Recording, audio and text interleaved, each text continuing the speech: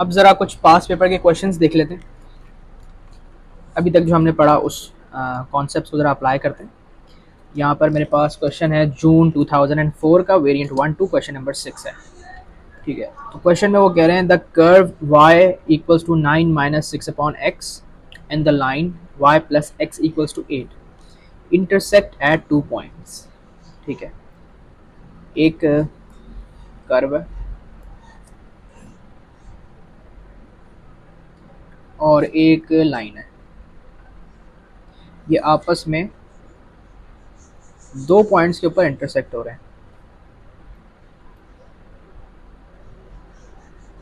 ये पॉइंट है, ये 2 पॉइंट्स में इंटरसेक्ट कर रहे हैं। अच्छा जी, आगे कह रहे हैं find the coordinate of 2 points. ठीक है, अच्छा जी, यहाँ पर हमने ऊपर पढ़ा था कि जब भी 2 लाइंस आपस में इंटरसेक्ट करती हैं तो उनका पॉइंट ऑफ इंटरसेक्शन निकालने के लिए हम दोनों लाइंस की इक्वेशंस को साइमल्टेनियसली सॉल्व करते हैं, तो हमारे पास पॉइंट आ जाता है। अब यहाँ पर हमारे पास 2 लाइंस नहीं है बल्कि एक लाइन है और एक कर्व है, तो यहाँ पर भी काम वही करेंगे। हमें कर्व की इक्वेशन गिवन है, हमें लाइन की इक्वेशन गिवन है। ये कर्व की, ये लाइन की इक्वेशन है, ये कर्व की इक्वेशन है। इन दोनों को हम क्या करेंगे, साइमल्टेनियसली सॉल्व कर लेंगे। तो करके देख लेते हैं, आंसर हमारे पास आ जाएगा। y equals to, colour change कर लेना,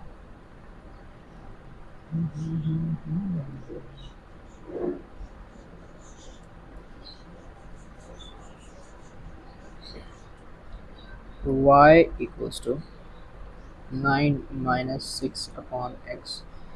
ये इक्वेशन है कर्व की। y equals, sorry, y plus, ये होगा इक्वेशन नंबर 1। इसके अलावा y plus x equals to 8, ये होगा इक्वेशन नंबर 2,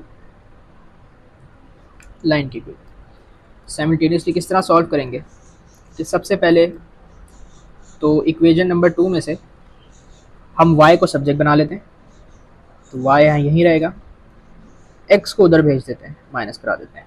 ठीक है, यहाँ से मेरे पास y की सब्स्टिट्यूशन आ गई। अच्छा जी, ये इसको हम कह लेते हैं इक्वेशन नंबर 3। अब इक्वेशन नंबर 3 को मैं सब्स्टिट्यूट करवा रहा हूँ 1 के अंदर ना। ठीक है, पुट 3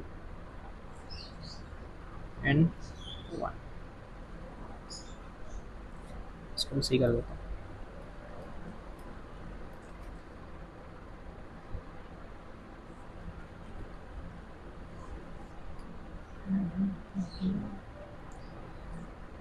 तो यहाँ पर मैं y की जगह क्या लिखूँगा, 8 माइनस एक्स। पहले मैं कर्व की इक्वेशन लिख देता हूँ, y equals to 9 minus 6 upon x. ये इक्वेशन 1 आ गई। अब इसके अंदर y की जगह 8 माइनस एक्स रख देंगे क्योंकि y की वैल्यू अभी हमने निकाली है। 8 minus x equals to 9 minus 6 upon x.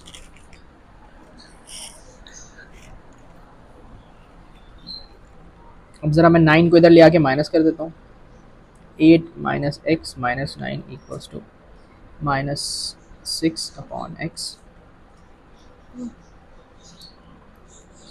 यहाँ पर हो जाएगा -1 minus x equals to minus 6 upon x.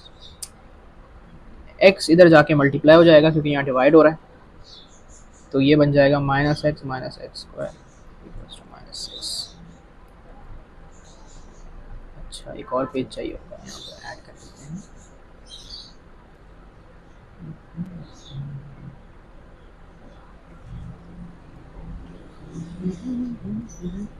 Six इधर आके, बल्कि एक्स स्क्वायर को उधर ले जाता हूँ, एक्स स्क्वायर उधर जाएगा, पॉजिटिव एक्स स्क्वायर बन जाएगा, एक्स उधर जाके प्लस एक्स हो जाएगा, -6 as it is equals to 0। ये हमारे पास क्वाड्रेटिक इक्वेशन बन गई। ठीक है, क्वाड्रेटिक इक्वेशन को सॉल्व करने के हमारे पास काफ़ी सारे मेथड्स हैं। सब्स्टिट्यूशन है, कंप्लीटिंग स्क्वायर है, क्वाड्रेटिक फार्मूला है, मगर ए लेवल्स में ये सारे मेथड्स यूज़ करने की ज़रूरत नहीं है, हम डायरेक्टली कैलकुलेटर से भी इसको सॉल्व कर सकते हैं। ठीक है, यहाँ पर मैं सब्स्टिट्यूशन यूज़ कर लेता हूँ। लेकिन वैसे आप डायरेक्ट इसको कैलकुलेटर सॉल्व करके भी आंसर निकाल सकते हैं। इसमें वो सब मेथड्स ओ लेवल वाले लगाने की ना दोबारा से ज़रूरत है नहीं। तो ये क्या होगा, x square middle term break से कर लेते हैं, ठीक है। X square plus 3x minus 2x minus 6 equals to 0। ये मिडिल टर्म मैंने ब्रेक कर दी। यहाँ से इस वाले ब्रैकेट से x को कॉमन ले लिया, इस वाले से मैं -2 को कॉमन ले लेता हूँ।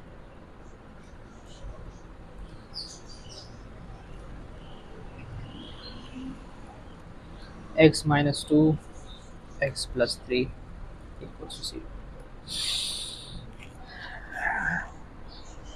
मैं उम्मीद करता हूँ कि आप लोगों को मिडिल टर्म ब्रेकिंग आती होगी। अगर नहीं आती तो फिर ओ लेवल्स की मेरी प्लेलिस्ट है इक्वेशंस की, उसके अंदर मैंने क्वाड्रेटिक इक्वेशंस को सॉल्व करने का तरीका सिखाया हुआ है, फिर आप पहले वो देख लें, उसके बाद इसको यहाँ से कंटिन्यू करें। अच्छा जी, x की यहाँ से दो वैल्यूज़ आ जाएंगी, एक आ जाएगी 2, एक आ जाएगी x इक्वल्स टू -3। दो वैल्यूज़ आ गई।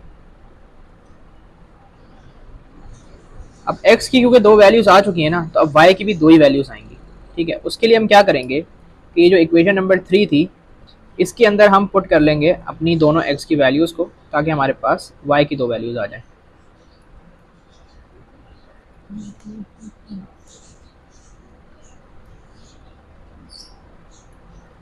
तो अगर मैं यहाँ पर x को 2 रखता हूँ तो y की वैल्यू क्या आएगी, 8 माइनस 2 6 होता है। और अगर x को -3 रखता हूँ तो 8 माइनस -3, तो ये 8 प्लस 3 हो जाएगा, यानी कि 11 हो जाएगी वैल्यू। तो दूसरी वैल्यू क्या आई, 11। तो हमारे पास जो इंटरसेक्शन के पॉइंट्स आ गए वो क्या आ गए, 2 और 6 एक पॉइंट, -3 और 11 दूसरा पॉइंट। ये दोनों पॉइंट्स के हमने कोऑर्डिनेट्स निकाल लिए, तो ये हमारा आंसर हो गया, ठीक है। आई होप यहाँ तक समझ आ गया होगा। अब ज़रा पार्ट 2 को देखते हैं। पार्ट 2 में कह रहे हैं the equation of the perpendicular bisector of the line joining the 2 points. Perpendicular bisector की इक्वेशन अभी हमने ऊपर निकालना सीखी है, सही है। ये 4 स्टेप्स थे, ठीक है। पहला स्टेप था मिड पॉइंट निकालना था, दूसरा ग्रेडियंट निकालना था, उसके बाद बाइसेक्टर का ग्रेडियंट, और फिर इक्वेशन ऑफ बाइसेक्टर निकलेगी।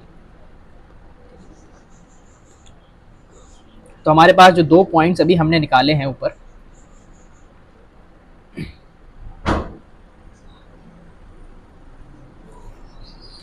टू और 6 -3 और 11, ये दो पॉइंट्स अभी हमने निकाले। इसको मैं पॉइंट ए कह देता हूँ, इसको बी कह देता हूँ रैंडमली, ठीक है। अब हम अपने स्टेप्स को फॉलो करेंगे। मैं ये स्टेप्स भी यहाँ ले आता हूँ।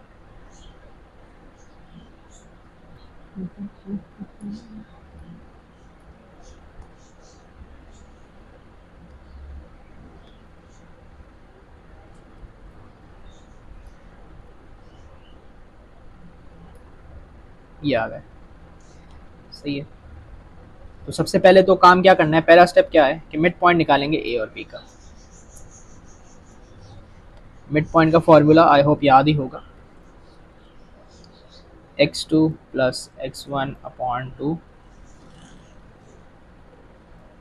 और y2 प्लस y1 अपॉन 2। ये फॉर्मूला था मिड पॉइंट का।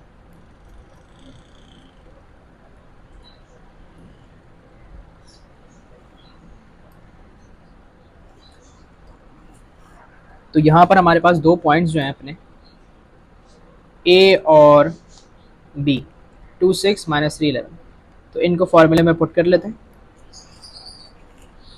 2 -3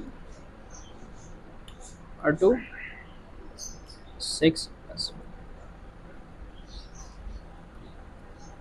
एक सेकेंड, 2 -3 हो जाएगा और 6 माइनस -11 हो जाएगा, क्योंकि -11 आ रहा है ना, नहीं सॉरी एक सेकेंड,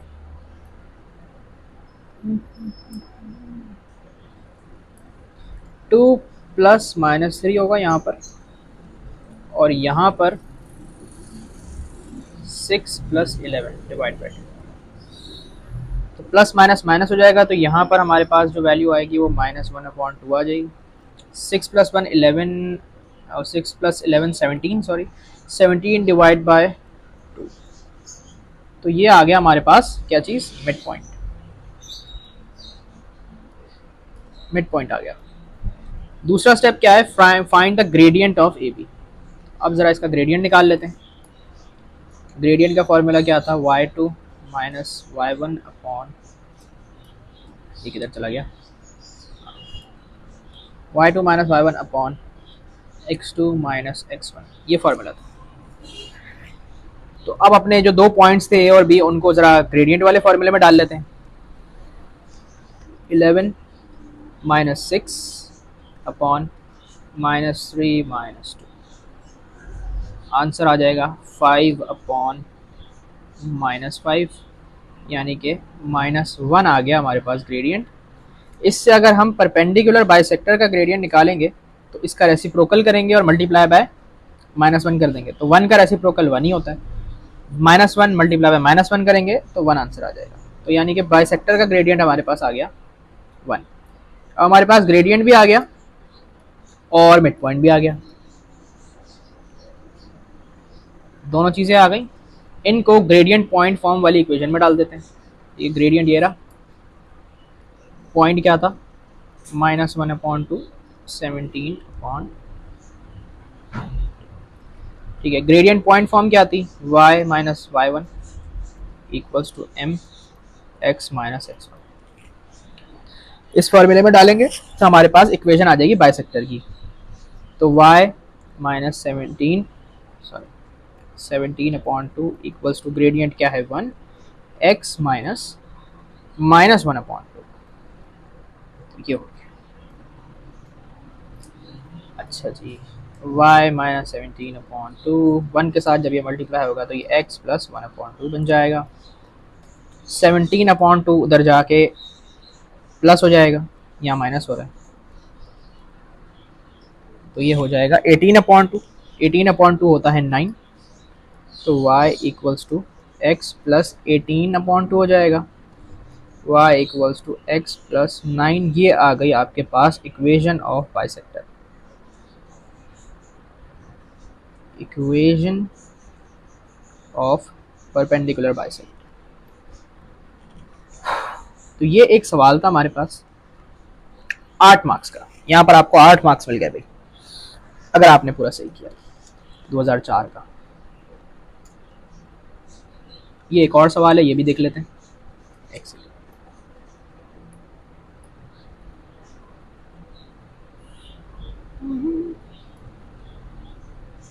क्या कह रहे हैं, find the coordinates of the point of intersection of the line y plus 2x equals to 11 and the curve xy equals to 12। ये भी उसी तरीके का सवाल है जिस तरीके का अभी हम करके आए हैं पार्ट 1 में, पिछले वाले सवाल के पार्ट 1 में। ये भी बिल्कुल उसी तरह सॉल्व होगा कि दोनों इक्वेशंस को हम साइमल्टेनियसली सॉल्व करेंगे। अच्छा, एक चीज़ ध्यान में रहे कि यहाँ पर लिखा हुआ है पॉइंट्स ऑफ इंटरसेक्शन, ठीक है, पॉइंट्स ऑफ इंटरसेक्शन लिखा हुआ है, यानी कि पॉइंट्स का मतलब है एक से ज़्यादा होंगे। अगर तो पॉइंट लिखा होता तो यानी कि एक पॉइंट पे इंटरसेक्ट कर रहे हैं, लेकिन लिखा हुआ है पॉइंट्स ऑफ इंटरसेक्शन, तो यानी कि 2 या 2 से ज़्यादा पॉइंट्स होंगे बेसिकली। तो मेरे ख्याल से तो वो इसी तरीके से कुछ कर रहा होगा, ये इस तरह 2 पॉइंट्स होंगे, एक ये पॉइंट हो गया, एक ये पॉइंट हो गया। लाइन की इक्वेशन क्या है, y plus 2x equals to 11। Curve की इक्वेशन है एक्स वाई इक्वल्स टू 12। तो अगेन ये इक्वेशन 1 हो गई, ये इक्वेशन 2 हो गई, ठीक है। इक्वेशन 2 में से मैं सब्जेक्ट बना लेता हूँ y को, तो y equals to 12 upon x हो जाएगा, x मल्टीप्लाई हो रहा है, डिवाइड हो जाएगा, तो ये इक्वेशन 3 हो गई, ठीक है। अब इक्वेशन नंबर 1 को, सॉरी इक्वेशन नंबर 3 को 1 में डाल देंगे, पुट 3 इन 1। तो यहाँ पर y की जगह मैं 12 अपॉन एक्स लिख देता हूँ, प्लस 2x इक्वल्स टू 11 हो जाएगा। इसको सॉल्व कर लेते हैं।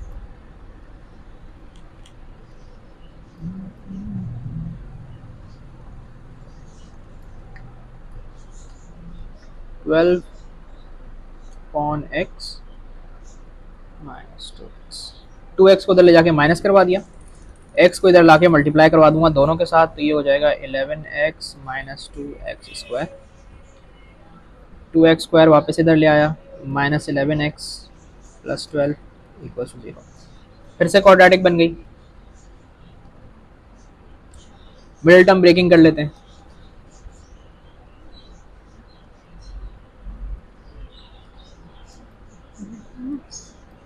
तो ये हो जाएगा 8 और 3,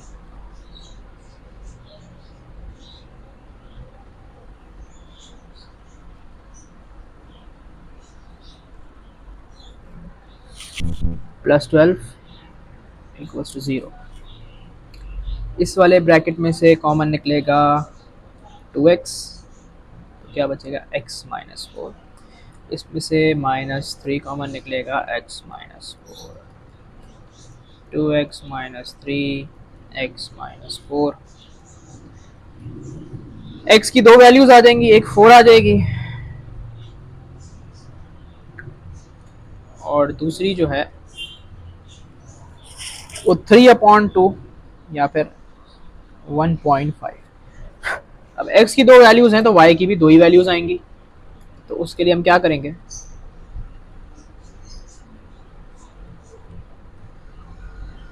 इस साइड में जगह है ना अच्छी खासी, यहाँ पर इस पेज को हटा देते हैं।